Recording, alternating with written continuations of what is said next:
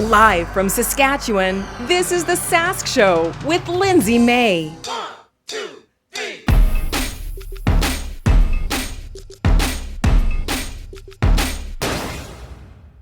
Hey, I'm Lindsay May, and welcome to The Sask Show. Now, this week we're going to take a look at the Sask Stuff, including this white paper that Scott Moe released. Also, a few more details in regards to vaccinations in the province, and a really cool concept, actually, with an electric fleet that they're hoping to bring forward into one of the cities here in the province. On top of that, a brand new segment for you. This one is called Science Rules, and I want to thank Bill Nye for the idea on that one because it totally was definitely off of his show. But we're going to recrown the potato as the king of all foods, and I'll explain why right here on The Sask Show. The Sask Stuff. Now, earlier this week, our premier, Scott Moe, released his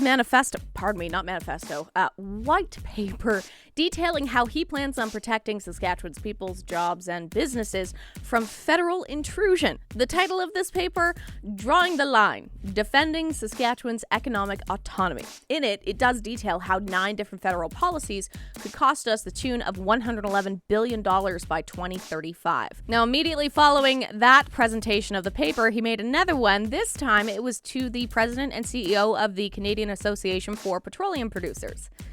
So, hot look there, Mr. Moe. But go on, keep deflecting towards the Liberals. At this point, I can only imagine Trudeau is sitting there playing Mariah Carey's Why Are You So Obsessed With Me? Are you so obsessed with me? And boy, I wanna know. Because that's literally what this sounds like at this point. We're the last in job growth, okay? Hospitals are being closed. People are being turned away from the doors there. Born and raised Saskatchewanians are actually moving to other provinces in the thousands at this rate every single year, every quarter, in fact. Meanwhile, we're seeing our power and heating bills just going straight through the roof. What are we doing there? Well, we got $500 coming. Don't worry. The Mo bucks are on the way. I just want to take a second and maybe point to Robin Williams, the late Robin Williams, and the quote, "Politicians should wear sponsor jackets like NASCAR drivers. Then we know who owns them." So, Mo, who's on your jacket? Now, why not give you some good news here? Flu shots. They're now available to all Saskatchewan residents 6 months of age or older, which is great because apparently we're supposed to have some weird crossover between COVID and the flu.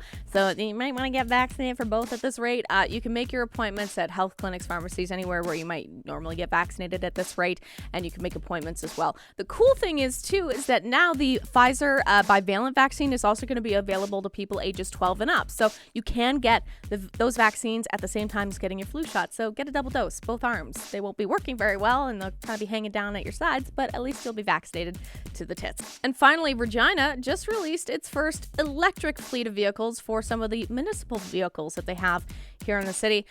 This is in work to try and fight climate change. I wonder if the mayor has spoken to Scott Moe recently. We digress. It's the new Ford F-150 Lightning. That's the all-electric vehicle, and it's going to be used for the city's parks as well as the roadway sectors as officials try their best to figure out how to reduce carbon emissions. What a novel idea, right?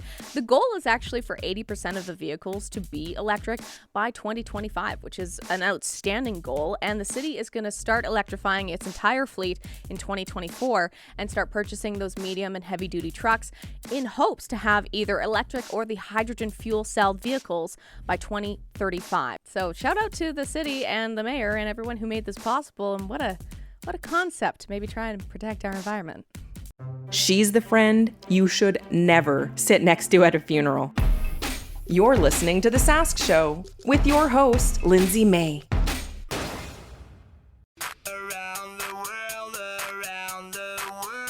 With Lindsay May.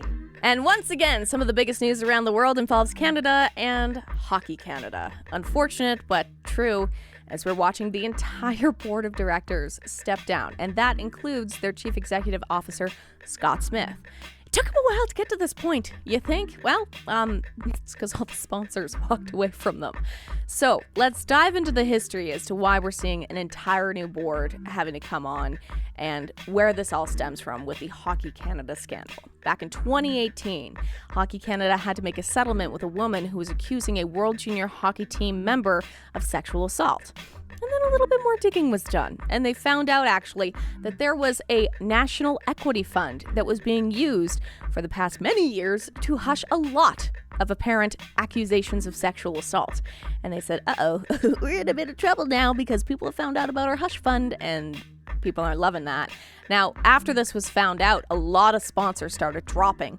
Hockey Canada, Bauer, Tim Hortons, Canadian Tire, they all said, not a good look, guys. We're going to just back away until you figure your shit out. And I don't blame them at this rate. An entire new board of directors is expected to be appointed, though. They're saying that it should take until December 17th to find an entire new board of directors, hopefully without any corruption, but I wish them the best of luck with that. And they said that they actually put a call out to candidates to help shape the future of Hockey Canada. I really hope that this goes well for them and that they are able to find some suitable candidates. But until then, it's another jersey I'm just going to maybe put away in the closet for a little bit before we figure things out there. Now, in other news from around the world, where are all the crabs? Where did all the crabs go? And no, they're not in your mama's pants. I'm talking about the ones that are supposed to be living in the ocean, and they're gone. There is a scandal that is rocking the crab world, specifically the Alaskan king crab world right now, as they've all disappeared. Now, how many crabs are we talking here? Because you're thinking, okay, some crabs are gone. 1 billion crabs. That's a lot of crabs.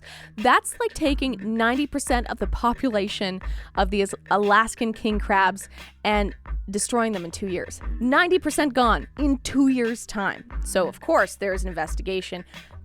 Was someone hunting them? Like, was someone going and, fishing for them ahead of time before the season was open?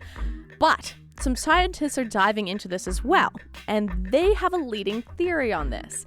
They believe that due to climate change, once again, it's coming up a lot in this show, I apologize, but that's just the nature of things right now, that the waters became too warm during an integral part of the crab's growth cycle, specifically when they're just itty bitty baby crabs, and they all got cooked in the water and some fish ate them instead. So, it's a lot of crabs. Sorry, you're going to have to find something else to dip in butter for this winter season. I'm sure we can find something else to dip in butter instead of crab legs. Good luck.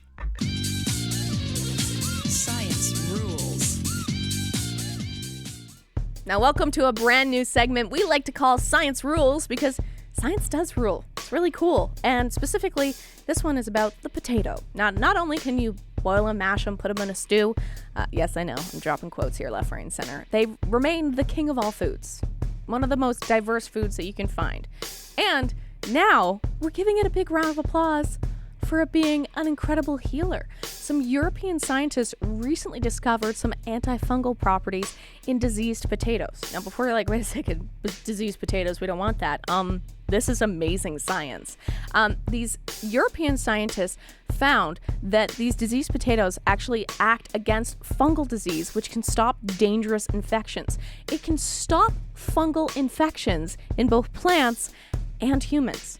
So, multi reasons as to why we love the potato, besides them being delicious, but also them being a healers. Which, think back to when you were a kid. Maybe your parents or your grandparents did this one, where they cut a potato in half and they stuck it in your socks and made you go to bed with them because it was going to make you feel better, suck out all the sick. Or maybe you had a wart on your hand and they would cut a potato and rub it on that wart on your hand. Yeah. Turns out potatoes, they've been really useful science-wise for a long time, and they're still delicious. So I'm gonna go eat some tonight. Shout out to you, potatoes. She's Grace. She's grit. She's definitely gonna eat that last piece of cheese. You're listening to The Sask Show with your host, Lindsay May. Just out for a rip, are you, bud?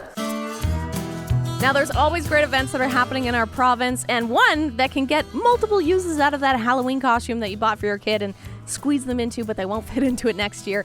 The Shriners Club up in Saskatoon, they're actually having a trick-or-treat family fun day, and you can be a part of this with your kiddos. Of course, there's going to be trick-or-treating.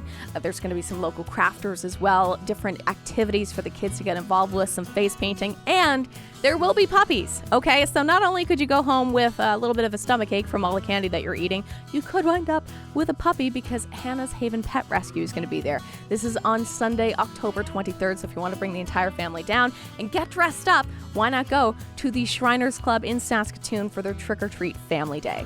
Now, if you're looking for a really unique experience on Saturday at the University of Regina, that's Saturday, October 22nd, I should point out, 5 o'clock kicks off the Zambian Independence Celebration. And this is going to be a really unique experience. They're going to have food, they're going to have dancing, you can make a ton of friends, and you can learn so much about their culture and that very important day for them. So if you want to take part in that, again, that's at the University of Regina on October 22nd, and take part in the Zambian Independence Celebration. You're listening to The Sask Show with your host, Lindsay May. So that's it for episode 6 of The Sask Show. But as always, feel free to get in touch with me on Facebook, Instagram, Twitter, TikTok, anywhere that you can find me, and message me and let me know about anything you want to talk about here in this beautiful province of ours. Gonna take a quick hiatus next week and be back the week after that, right before Halloween, to talk about some more incredible things that are happening in this province. But until then, thank you so much. I'll keep an eye in my inboxes for any messages that you guys are sending, and we'll see you next time on The Sask Show. Thanks for listening. Follow us online at TheSaskShow.ca.